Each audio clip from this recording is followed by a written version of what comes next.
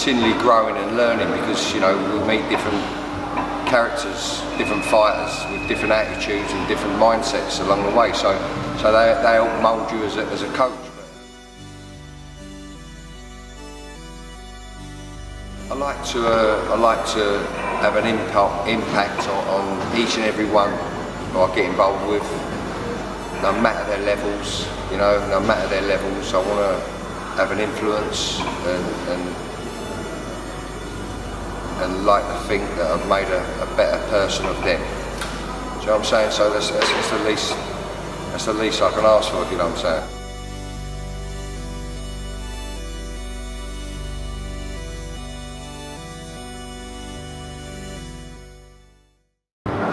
My name's Mark Tibbs. I'm a professional boxing trainer. I'm currently based in the Peacock Gym, E16, Canning Town. Well, boxing to me it's been my life. You know, when I look back, it has been my education. It has been my schooling, and you know, it was like going to school for me. And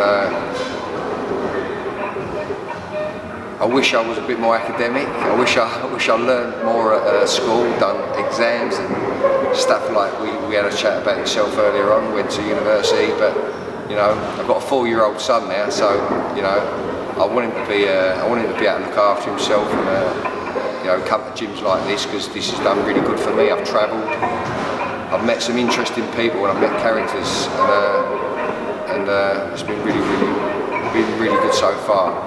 And I'm sure I've got a long way to go, but I fought myself since I was 6-year-old. See, I boxed at the Repton Boxing Club since I was 6-year-old. I had a spell at West Ham right up until I was like 18, 19 before I turned professional. Then I had about 86 amateur fights. In my teens, they was all like championship fights, so I mixed with the best, you know.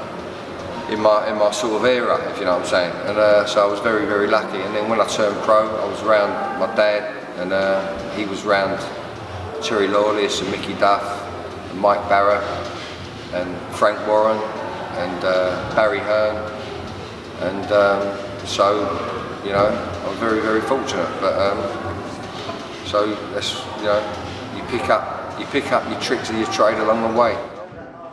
Coaches I've been around, I've seen them in the gyms, you know, and I've seen the ups and the downs, and there's too many to name. But you know, I was very quiet as a kid, but my eyes and ears were wide open, and I soaked it all up, and I didn't know I was soaking it all up, but it's done me in good stead because I don't miss a lot, you know.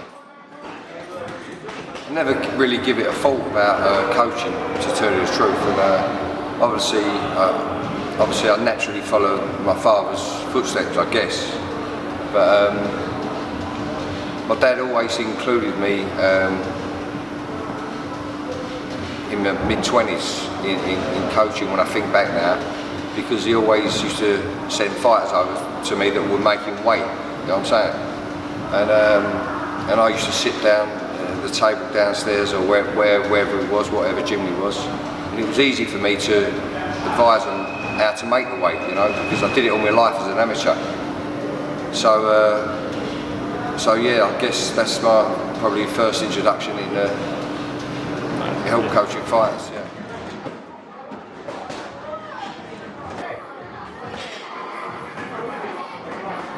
You're continually growing and learning because, you know, we meet different characters, different fighters with different attitudes and different mindsets along the way. So they help mould you as a coach, but you've got to be empathetic towards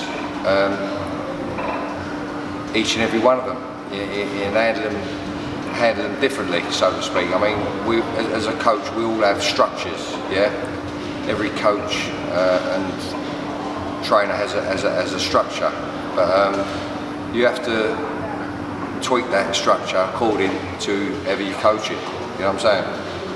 For instance, you know, you've got different sizes, different ranges, different weights, different abilities, levels, I mean, and therefore, you know, you're continually growing and developing yourself you know.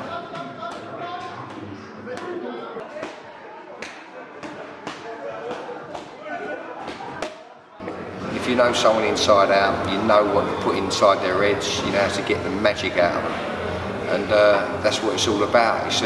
It's not all about the flashy pads and all the this and that and all the strength and conditioning and this and that. It's all up there, and it's all about getting inside, climbing inside people's heads and taking things away and adding things, you know what I mean, to get the best out of certain people. Say for instance someone like John Harding Jr. I can only get a mental picture of his background, you know, because I ain't long known him, but and the thing is,